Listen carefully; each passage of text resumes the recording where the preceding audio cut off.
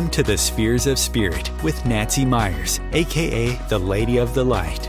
Nancy will discuss the everyday magic and wisdom of spirit which surrounds each of us, waiting to be discovered. She will share some of her remarkable orb photos, proving that our angels, guides, loved ones in spirit, and even pets surround us and guide us in our physical world. During this episode, Nancy will discuss one of the many spheres or aspects of spirit available to us based on her orb photography. She will also share a special channeled message from her guide, Leonini, and do an oracle card reading to help guide you along your personal spiritual adventure. And now, here is your host, orb photographer, author, medium, and speaker, Nancy Myers. Hi, thanks for joining me today. I am Nancy Myers, and I am absolutely delighted to have this gentleman join my show today. Wait till you hear his story. John, welcome to the show. Well, thank you so much, Nancy. It's an absolute pleasure to be here. I enjoy not only your show, but I enjoyed talking to you just the other day. Well, thank you. We're going to talk about that. Mr. John Davis, also known as John. Well, I made it to Mr., huh? So you were pretty much raised in a traditional Catholic family. Your beliefs were built around that, right? And absolutely, yes. That all changed one day because you went to a medium. And first I want to ask, why did you go to a medium? Because it's kind of against, the Catholic laws, if you will. And then what did that medium tell you? Well, actually, I have to, unfortunately, have to correct you right off the bat. Okay. Okay. Please. I did not go to a medium. It was later on, after my mom passed away, that the medium came into play. Oh, okay. What happened to me was actually much more unique. As you said, I was raised Catholic. My mom had her master's degree in liturgy and was head of liturgical doctrine at our Catholic church. Oh, so wow. We were Catholics in a big way. Yeah, with a capital C. Right. Well, I had been performing at Renaissance festivals all over North America and found myself up in Canada at a party at a friend's house. And sitting there in the room, a woman stands up on the other side of the room and walks real fast across the room. And she stops right in front of me. She says, "You know you walked with Jesus, don't you?" And I was like, "Yeah, get away from me, lady." You're crazy, right? Yeah. And the weird thing about that moment was this was at the Renaissance Fair? This was at a friend's house at the Renaissance. Well, okay. We were performing in Canada, but we were staying at a friend's house in Canada. Oh, okay. What was weird about that moment was when she said it, the words that blurted out of my mouth were, "Yes, I did." And then I was like, "Oh, what am I saying? Am I crazy? Am I insane?" So I was like, okay, I'm not that guy. I'm not the guy who thinks he was Napoleon in a past life or something like that. Or Cleopatra. Yeah. Right. I'm not going to do that. Right. So I left there and I went to the Renaissance Festival in Maryland. And I was sitting there, I was just talking to somebody who I hadn't seen in a year. We were talking, and in the middle of our conversation, she says, "You know, you were John the Beloved, right?" And to make a long story short, I had 19 different psychics walk up to me out of the blue and tell me about my past life. So you never sought these people out; they never came sought to you. These people out. Yeah. That's in fact, incredible. I was at a holistic festival in, I believe, Florida, and I was walking along the area where all the readers were, and a lady stopped her reading, ran out, and grabbed me by the arm to tell me. And it was really amazing. Finally, to the point where I was like, no more. I don't want any more psychics to tell me. I want a direct connection. You tell me directly. God, source, consciousness, yada, yada, whatever you want to call it. Well, about an hour after I said that, a friend of mine hands me a book called Edgar Cayce on the Millennium. And I'm like, okay, Edgar Cayce. Well, let's see what he had to say about the millennium. And I open it up. At page 32, it says, "John the Beloved will again be named John." Oh my gosh. And I was like, oh no, right? So that is what made me go get a past life regression. And in that past life regression, I remembered the life of John the Beloved, which was life-changing. I want to go into that past life regression more in a minute, but first let's backtrack. So How did that rock your world? And how long of a time between these 19 people? What was the duration? It was approximately, let's see, Canada, probably about 9 months. Wow. 9 months. It was like bing, bing, bing, bing, bing. And right at the end of it, it was funny because right at the end of it, um, a book called The Messengers had come out about Nick Bunick remembering his life as the Apostle Paul. And at one point, I was like, all these psychics had told me, and this was the one psychic that I did reach out to, because I was like, well, I'm going to go to call up and create an anonymous meeting with this one lady who recognized him. So I called to set the appointment. And she said, "Oh my God, you're John the Beloved." I mean, in setting the appointment, she tells me that. I ended up traveling to Egypt with her and going all over the world with her. Wow. Amazing. So, did it take a while? I mean, how did that change your life? What happened? I was very lucky because I did have a foundation prior, because my mom, who was an absolutely lovely person, very devoutly Catholic, but also more so spiritual than Catholic, I think. When I turned 18, she says, "John, spirituality is a personal journey, and you got to find what you believe." And she said, "You're 18 now. You go figure it out." And I studied everything from Buddhism to Hinduism to Baha'i to Wicca to atheism to agnosticism. I delved into Jainism, the Tao, Deepak Chopra, Wayne Dyer, all the things you do, right? Yeah, yeah. And I had come to the point in my life at that point where I was really considering myself more of an agnostic, where I believed there was something bigger. I just wasn't vain enough to say what it was, right? And eventually, it was when that happened, it was still so rocking my world because of the fact that it was so biblically oriented. Yeah. And I had kind of broken away from the biblically oriented stuff, and it was like, no. But I could not deny it. I could not deny it at all. No, I don't see how. What were your views on reincarnation? Well, and that was just when she told me that, I had no views on reincarnation. Huh. I had none whatsoever. I had no real understanding of it because I never really delved into the reincarnation aspects of it. To me, it was all about, and which is really interesting because I'm still kind of the same way. To me, it's all about the only moment I'm conscious. It's the only moment I'm awake.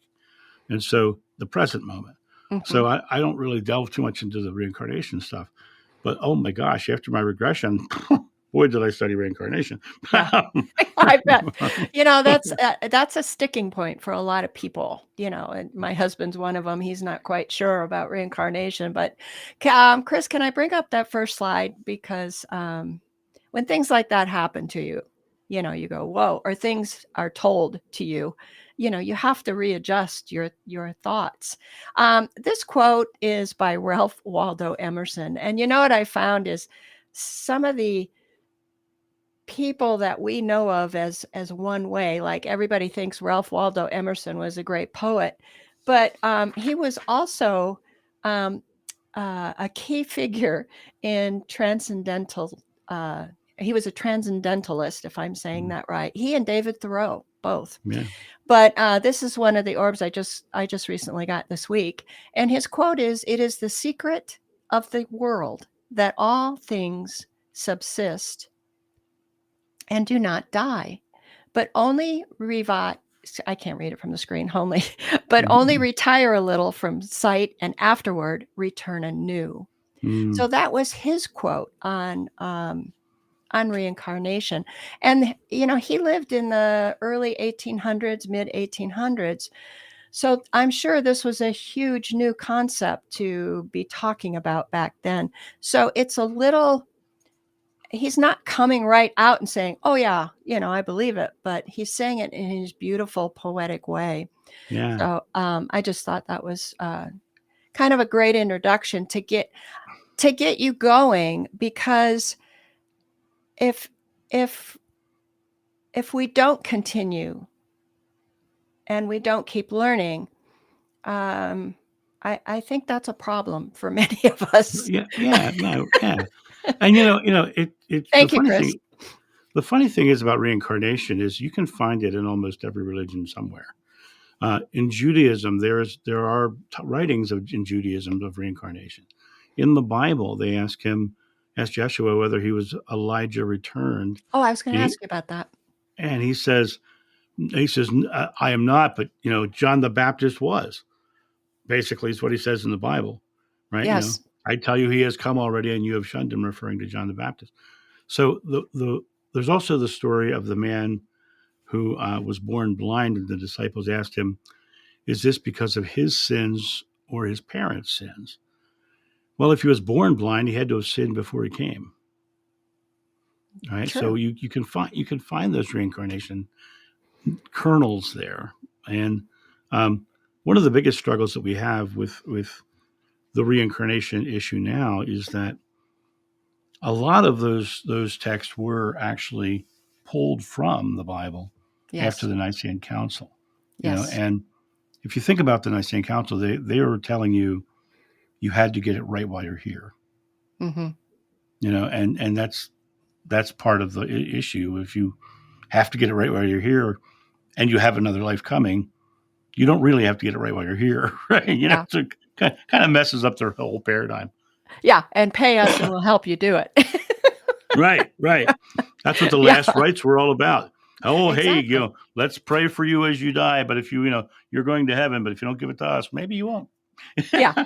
And then what I could never wrap my head around was then we sit on a cloud and play a harp or at the feet of God. It's like for eternity. I don't think so. That would get pretty boring. So let's go back to John the Beloved. Okay. Now, I know very little about John the Beloved. What I do know is I think he was reportedly the youngest of the disciples. He was supposedly the youngest. I don't know if that's true or not, or I don't have that as a definitive memory. He was a fisherman, him and his brother James. Uh-huh. Their father was Zebedee. And John and James became known as the Sons of Thunder because they were fiercely defensive of their friend Yeshua ben Joseph, who is Jesus. Mm-hmm. And loved him dearly, I heard. And that's why he was called John the Beloved. Is that where he got that name? Well, it's interesting. There's no written anything as to why he was called the Beloved, and a lot of that happened after the writing of the Book of John came out, which says it refers to John himself as the one that he loved, and so it becomes the Beloved. It became sort of a title later on, but in he never refers to himself as the Beloved in the Bible. And the interesting thing about the Bible is that the Bible that we know of today was written. The books of the Bible were written somewhere between 70 and 200 years after the crucifixion. And that's heavily documented. They believe that Matthew, Mark, and Luke was written from one source text and wasn't any of the three. And John, also not written by John, right? That this, you have to remember, during the time of Yeshua, it was all oral tradition. Mm-hmm. And we would tell stories, we would have experiences, we'd talk about it.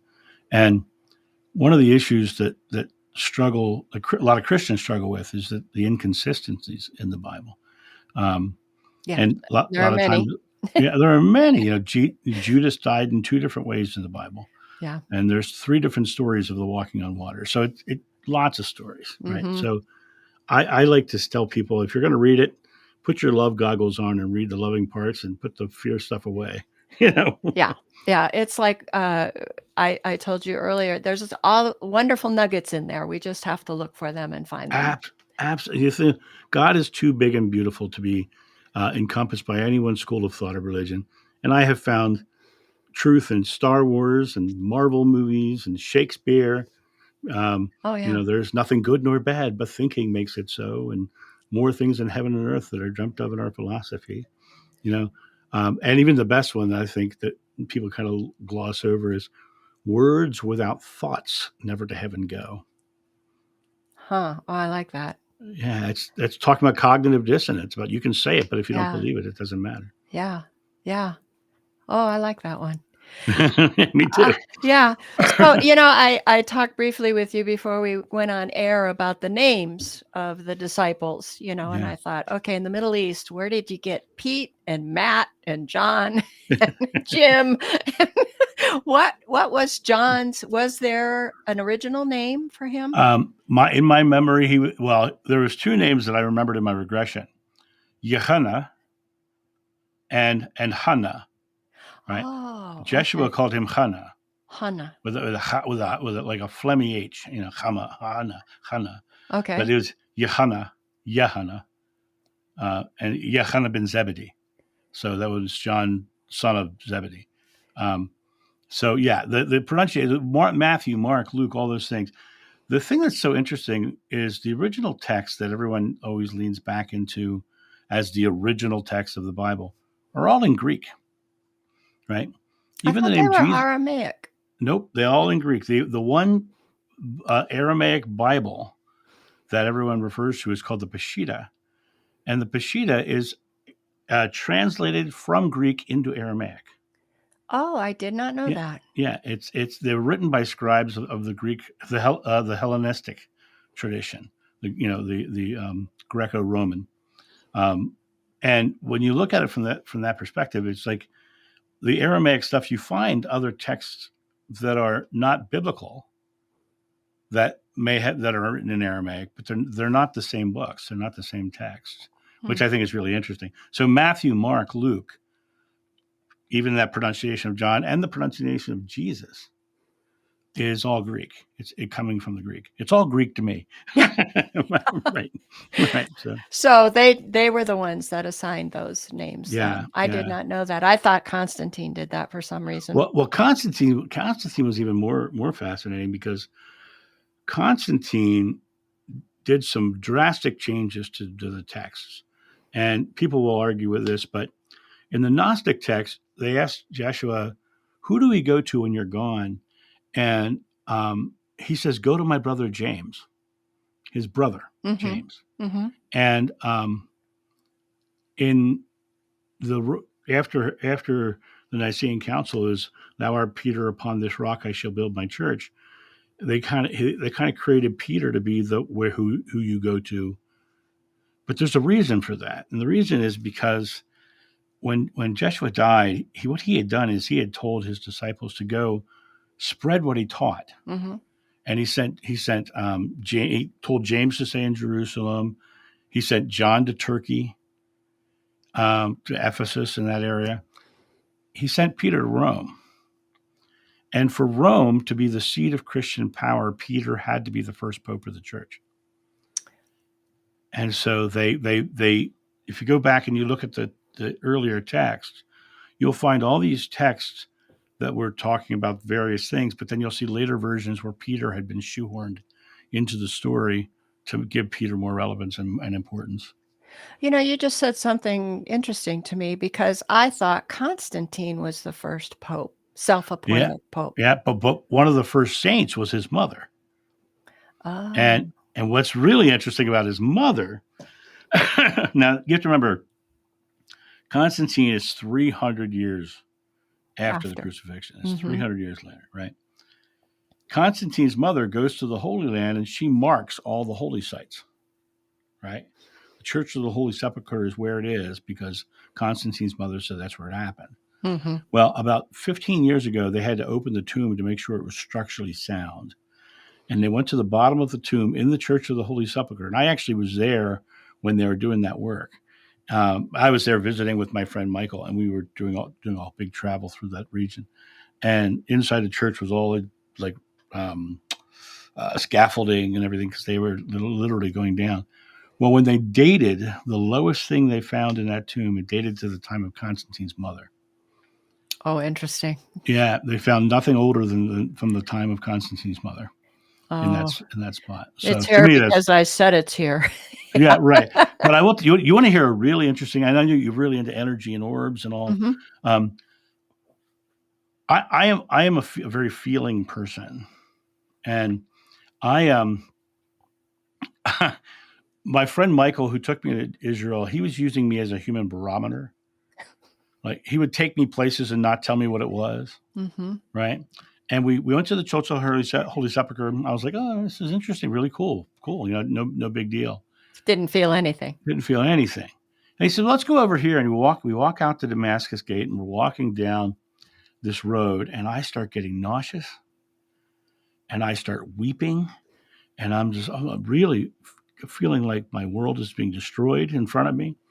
And I turn the corner, and first of all, we turned the corner, and there was two guys with machine guns. That was kind of interesting. But then right next to them was a gate, and they were guarding this gate.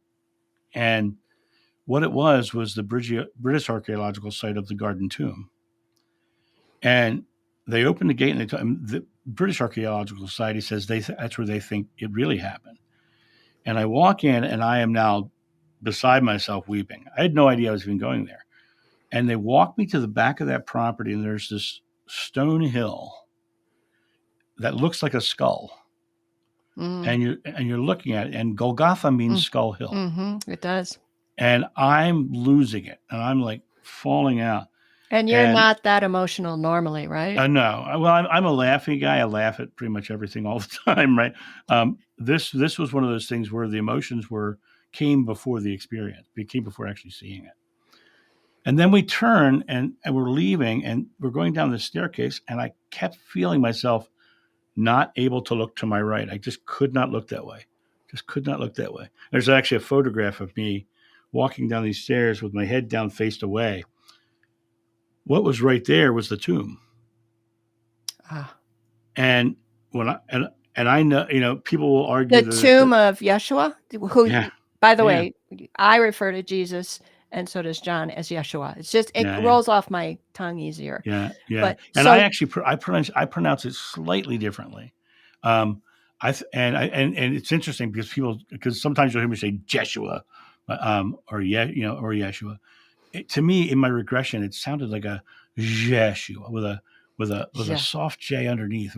But yes, I agree. Your pronunciation is probably closer than my normal one is. No, I trust you, John. Believe me. No, don't trust me. So you think you walked by the tomb where Well, I walked in. I ended up walking into that tomb.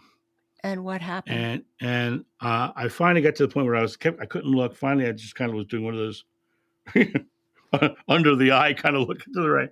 And I see the tomb, and I had a complete memory of carrying his body with two other people. Oh my gosh. And then we walk into the tomb, and the tomb is interesting because the doors rolled open still. There's 3 platforms in there for family members. Nobody was ever laid out on them. Wait, let me stop you right there. You said the doors rolled over. Was there a big rock off to the side? Big round door that had been rolled over to the side. Oh, wow. Okay. Yeah.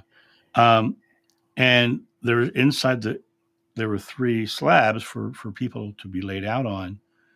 Nobody was in there. They found nothing in there. But over one of the slabs is somebody had carved in the wall a cross over that slab.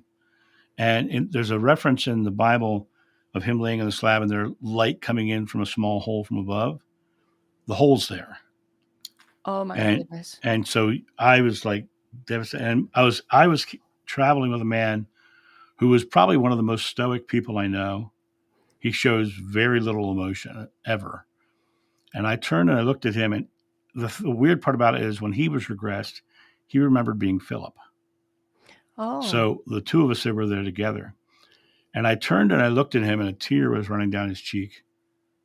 And I said, what do you think? He says, I think they got it right. Right. And so to me, it was like, and there's scientists argue whether it's an older site or a newer site Oh, I just got hit with goosebumps. I completely believe it's the spot. It's the place. Wow.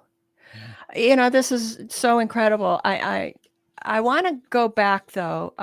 Yeah, please. To the regression. And when we come back from break, we're going to dive into it deeper, but how did the regression work? If you want to share the name of the regressionist, that's fine. If not, let's just talk about the process and what unfolded. Well, she's long since retired. Okay. And I don't like to share her name because she likes to be retired. Okay. And when I tell somebody his name, they contact her and they say, can you, I want you because you were the one who did it for John. And Sure. so I don't like to share her name just for her own privacy. I was very specific about finding a doctor of hypnotherapy, not just someone who learned it online. I wanted somebody who practiced hypnotherapy and not just hypnosis. Hypnosis is a stagecraft that's based on suggestibility, and hypnotherapy is about uncovering memory. Mm-hmm. So I searched online, and back in those, had to go to the library to do that in those days, Yeah. right? And Library it was cards. Yeah. if those of you who remember what a library is, Yeah. Right. right?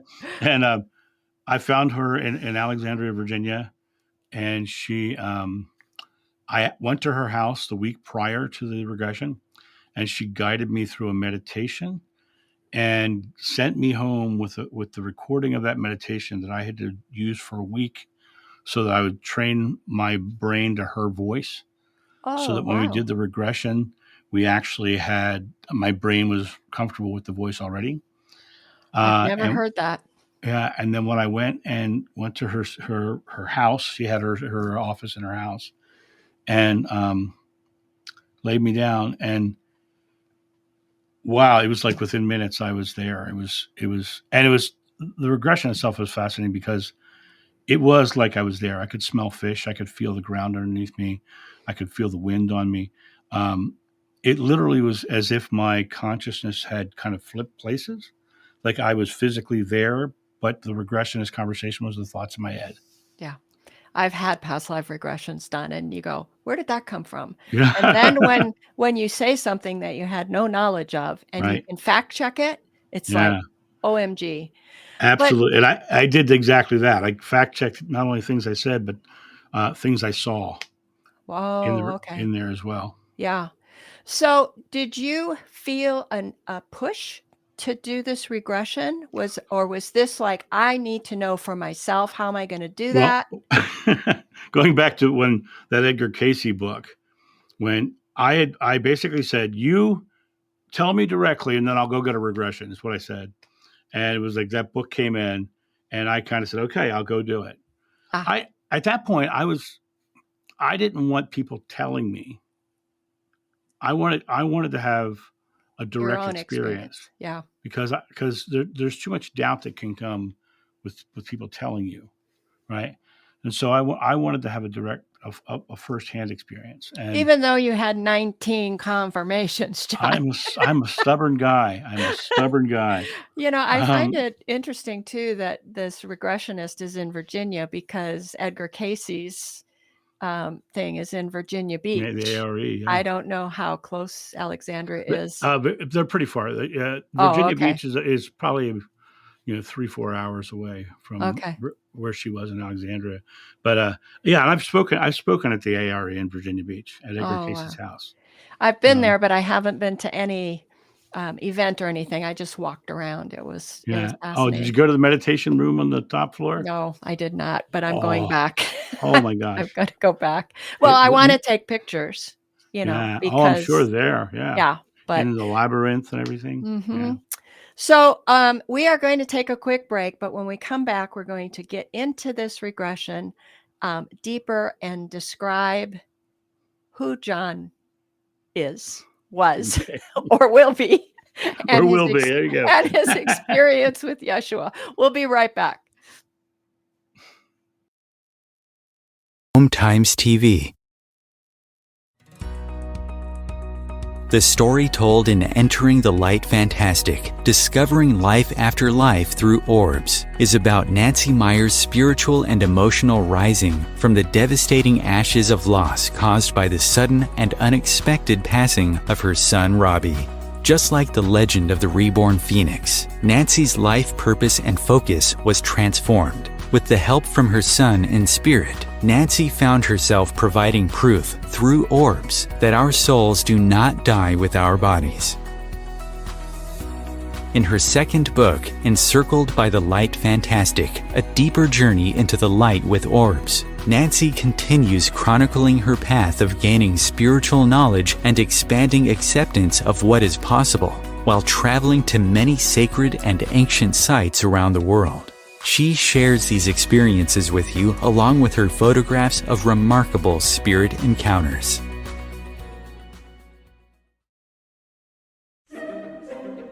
Imagine becoming a super influencer. Reinvent yourself, invest in your brand, and then manifest your success with a robust spheric approach. Om Times Media and Broadcasting offers a unique and multifaceted way to become the spiritual and conscious influencer you deserve to be by putting your message across our powerful platform with its proven record of integrity and excellence.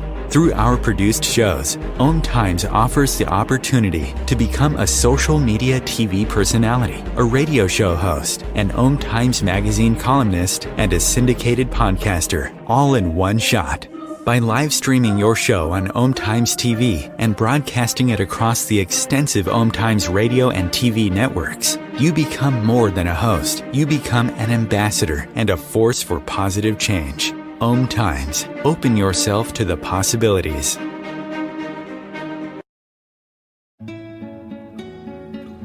¿Qué color? Perfecto, mijo. Gracias. Thank you. What's wrong, mijo?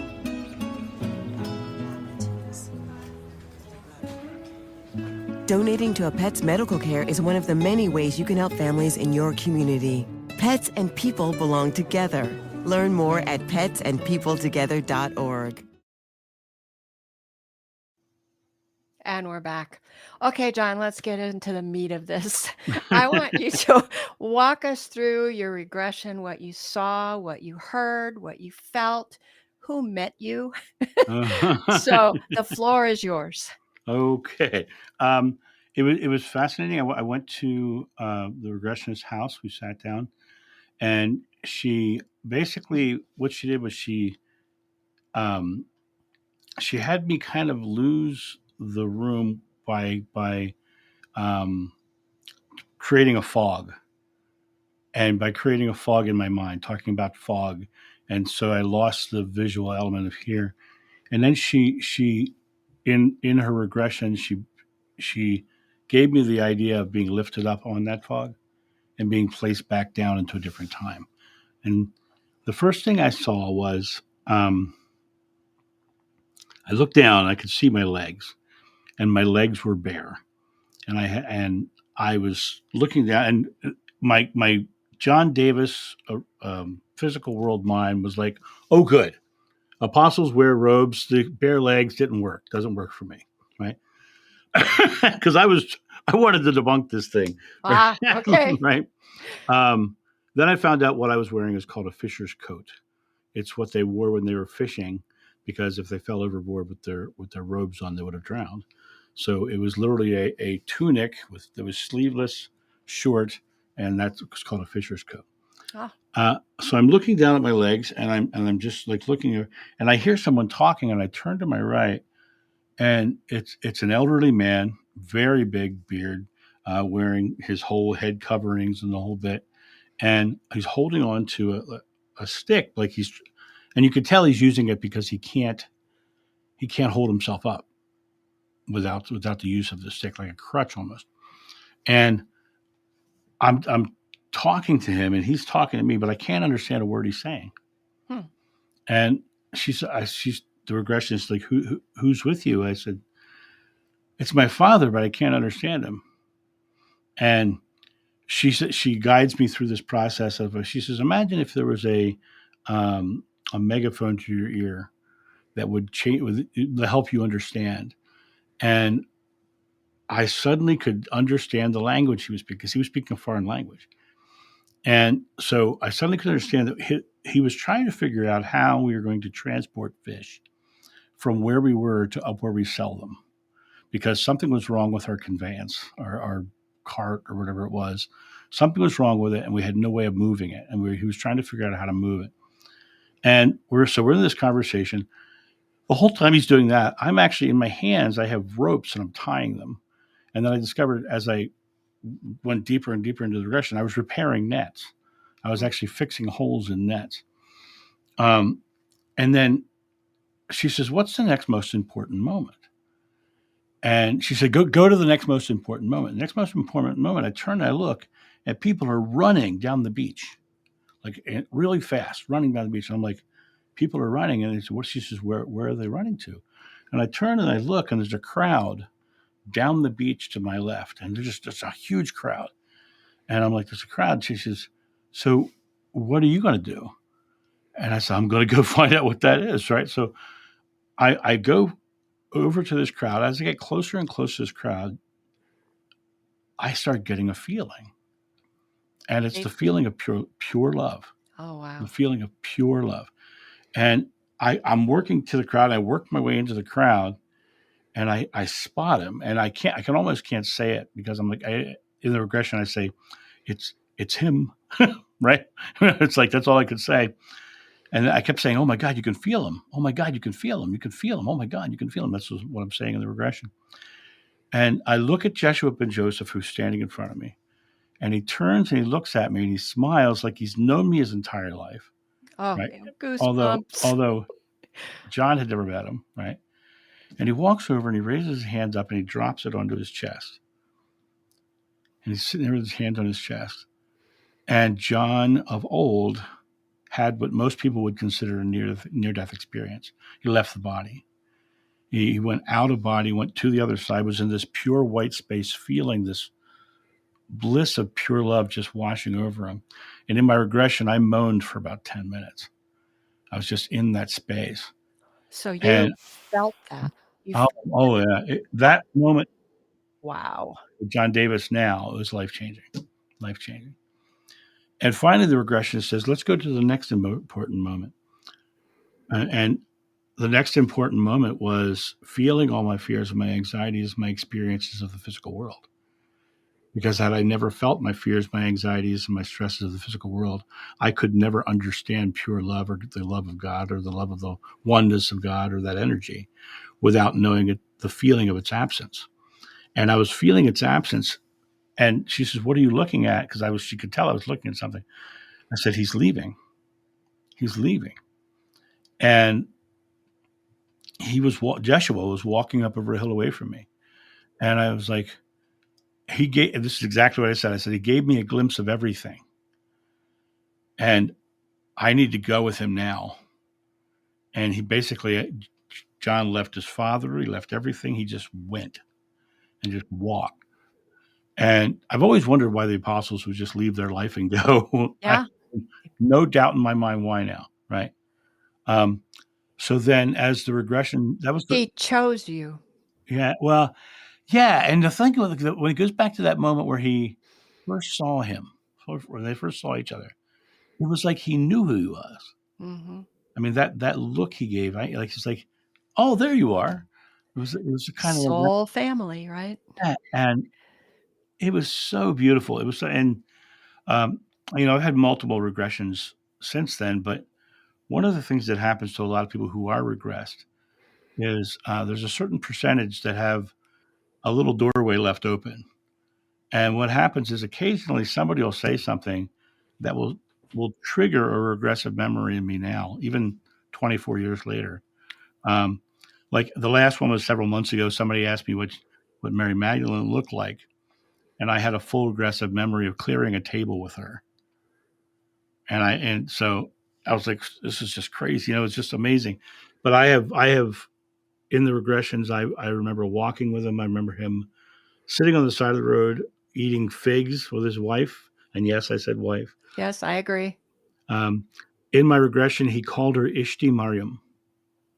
I've heard that before. And Ishti means wife.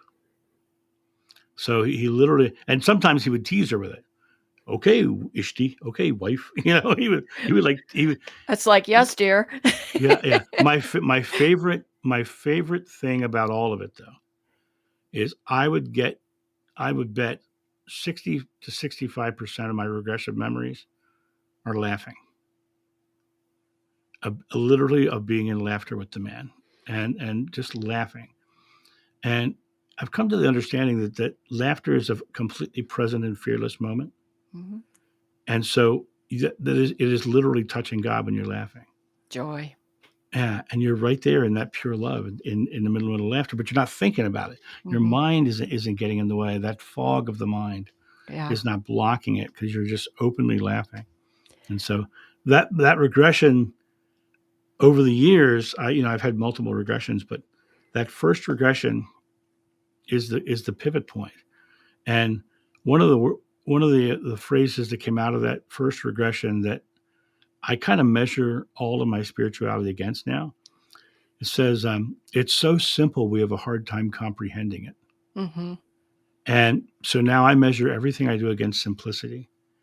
If is it loving, then follow it. If it's fearful, don't follow it. Yeah. And I live my life that way. And it's been a glorious life. I try to do that too. And it's like, okay, how important is this really in the scheme of things? Can we just let this go? And yeah. Right. Yeah. Right. Let me ask you, because I know people wonder, we have certain images of Yeshua. How close are we? What did he look like to you? I don't know if you could see that painting behind me over No, there. we can't. It's cut off. Hang on. Let me see if I can get you a copy of it here somewhere.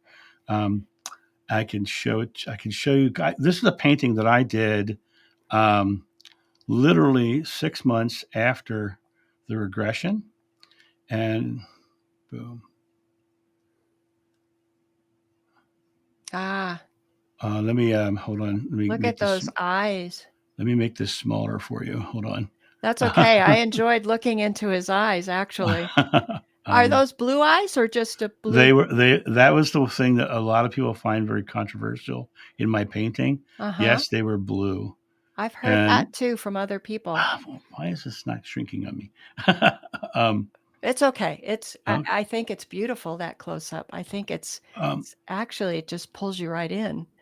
Yeah. The thing about, I've had a lot of people who've seen my painting who said that obviously John saw him on the cross because of the eyes themselves.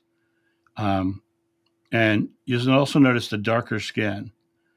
And if I bring you down here to the lower corner, his hair was curly, had a lot of curls and knots, but at the very bottoms, it was sun bleached. So there was red sun bleaching in it. Oh, okay. I see that. And like I said, I'm a much better painter now. This was painted in 2000. Beautiful. So that is similar to what we all picture Yeshua as. Yeah, but what's interesting? When I painted him with the slightly darker skin, I had a lot of people come at me hard saying that that's not him. And they like to compare it to Akiana's Prince of Peace painting and all that. Yes, I'm aware of that. And I have to say, I can only go by my own, and I don't judge anybody for their beliefs, right? Because that would be just hypocritical of me to do, Sure. Right? That is painted directly from my first regression. Well, he was Middle Eastern, and he spent a lot of time outside. So, yes. He'd have and he ate a lot of figs. Yeah, there you go. So, do you have memories, or you said you had a memory of the tomb and carrying his body? Were there other experiences in other regressions of other events? Well, I forgot to tell you. I actually. Let me go back to the original regression. Okay. So after I'm watching him walk away, oh my gosh, I can't believe I didn't go there. After I'm watching him walk away, she says, the regressionist says, how would you feel about seeing him die? Oh. Now, what she didn't realize was she thought she was leading John Davis to the death of John of old. She didn't realize. Oh, I see. The most important thing in John's life was now Yeshua. Yeah. Right. So I went straight to the foot of the cross. Wow. And if you go on my YouTube channel, John of New, there's a video on there called 2 Moments from My Regression. And you literally can hear the original recording of me meeting him and having that out-of-body experience. or that near-death experience, and the moment I see him on the cross. Because what happened was I broke down in the regression. I started screaming and crying and wailing, and she had to literally raise me up out of my emotions so that I could continue speaking. Oh, my goodness. And when you hear that regression, that's a video I don't watch, and I don't go back and listen to my regression. Yeah. Because it makes me cry every time, because it's very, very emotional. It's interesting that you said you're at the foot of the cross, because we hear stories that was only the 3 women. Yeah, and actually in the Bible, Yeshua says from the cross, "Mother, there's your son; son, there's your mother," and refers to John the Beloved. Oh, okay. Oh, because Salome was one of the women? Salome was his sister, Jeshua's sister. He had a sister named Salome. I thought John the Beloved's mom was named Salome. No? I don't have actually memory of that, so I don't. Oh, okay. I don't have that memory. Oh, But okay. Jeshua, even in the Bible, had 3 or 4 brothers and 2 or 3 sisters, and Salome was one of the sisters' names. That's listed. But what I remember having was his mother to my right and his wife to my left, and all of the other disciples were not there. That's what I heard. And, Yeah. and everybody's like they fled to the mountains. That's not what they did. They were told to not be there. They were told to go teach. Get away from here. Get the information out. Now, yeah. But John's charge was his mother and his wife. So, mother, there's your son. Son, there's your mother. He's literally saying, you two are now bonded as family. Mm. And so I have a memory of taking them back to those two, the 2 Marys, back to Galilee. I have a memory of Mary Magdalene's family coming and getting her and taking her back to Magdala, and then traveling to Ephesus with Mary, Mother Mary. And if you go to Ephesus, Turkey, there is supposedly, and I haven't been there yet, so it's the trip I want to plan and take 1 million people with me. I'll go. Supposedly at Ephesus is the tomb of Mary and the tomb of John. Oh, okay. And I want to go stand on my grave because that'd be fun. Let me ask you, John, if I can. Anything. Why? Why are you being given this information of who you are? And do you talk to your old John? Do you get communications? Go ahead. I was just going to say, what do we do with this? Well, the interesting thing is, if you watch my channel, you'll find out that everything I'm about is about the teachings, not about old John or even Yeshua. It's about what he taught us. One of the things that has happened with Yeshua himself is they've deified him. They put him on a pedestal, and he never wanted that. He was showing us our divinity, and so everything I do now is all about bringing the teachings forward. And the teachings are all about being very present, being right here, and being fearless, right? And that we create our experience. Greater works than I have done, you will do. It is your faith that heals you. If you have faith as small as a mustard seed, you can ask a mountain to move, and it'll move. Nothing's impossible for you. None of those say, if you have faith in me. It says, if you have faith meaning simply believe. Yeah. And when I look at it from that perspective, I think, why am I carrying it forward? Do I know, or do I believe that there's some sacred mission that John has to carry this forward? I don't know if I believe that as much as I believe that the information is just, for me personally, a truth. Mm-hmm. And I think if you have come to a space where you are present and joyful and loving, then you're finding your personal truth. But there is something that I'm still studying right now, and I'll tell you what it is. Okay. At the end of the book of John, Peter points at John and says, what of him? And Yeshua says, if I want him to stay until I come, what's that to you? I'm talking to you. Right? And the disciples said, in the Bible, it says the disciples thought that he would not die. John would not die. Now, I know I was born, right? But So I was starting to write a book a while back called. I was looking for titles, and I came up with the title idea of I, John, because I always start most of my videos. Hey guys, it's I, John, here on the back deck, right? So I thought I, John would be kind of cool. So I said, well, you have to look it up on Google to see if somebody else already has it, whatever. So I go on, and somebody had written a book called I, John, about the writings of John the Beloved, the book of John, the Gospel of John. And then I found a vintage book, which is on my shelf back there, called I, John. And I bought it because I was fascinated by the synopsis of this book. Well, the book is about a guy who was a professional entertainer, which I was for many years. I did Renaissance festivals all over North America.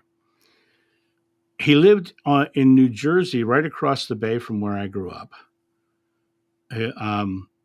He eventually moved to Ohio, which is where I live now. His name was John. He remembered being John the Beloved. And he died just before I was born. Are you kidding me? And so I'm like, so maybe some aspect of that consciousness of John has been staying here in the physical the entire time and not staying on the other side. Yeah. Just to keep the teachings here. Yeah.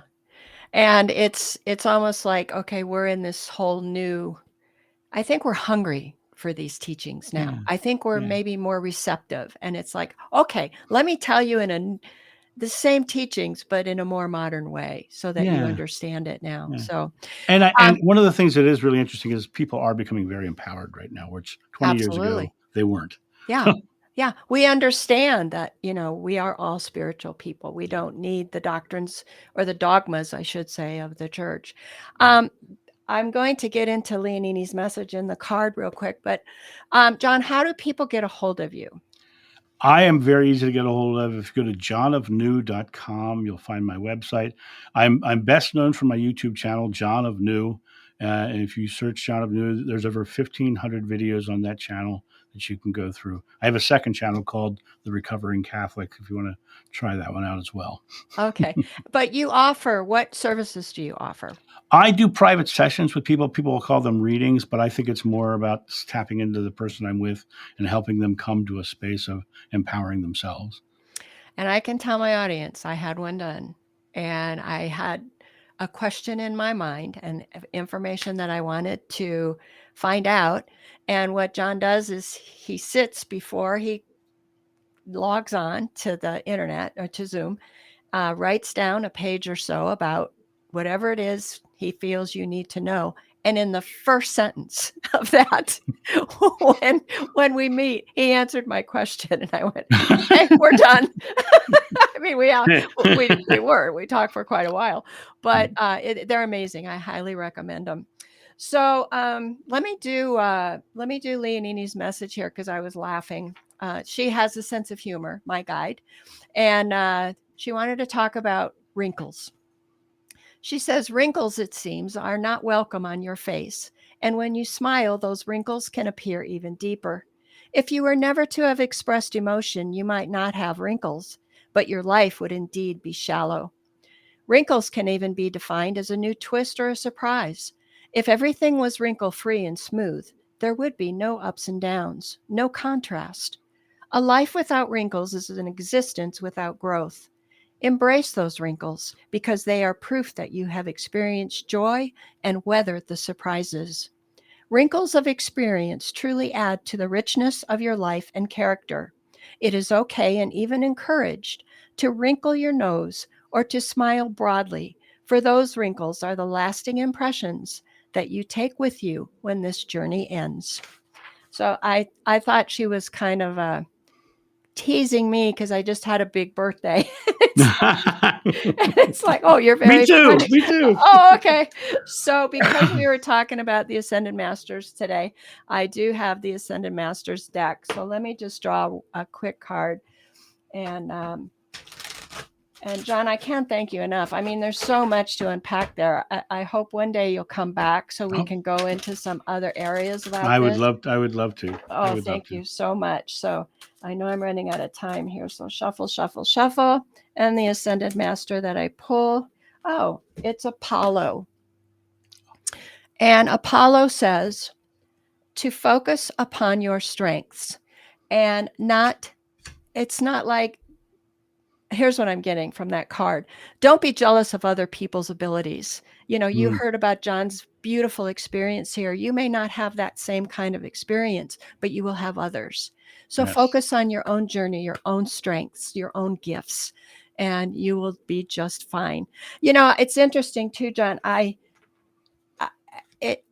do you think we're all finding each other right now too? I have met a lot of people, and I've never met someone who's claimed, I haven't met 3 Pauls or 2 James or, real quick in 30 seconds. Why do you think that is? Well, I have met multiple people who think they're Paul and James and Peter and Oh, John. okay. And I've met over 30 ladies who think they're Mary Magdalene. But I think we're coming back to our oneness, and I think we're starting to recognize ourselves in the oneness. And I think that's what's really going on, is we're coming back to being one.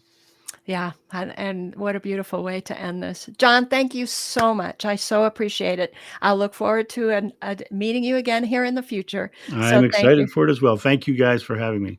Thank you, guys. Take care. I'll see you next time.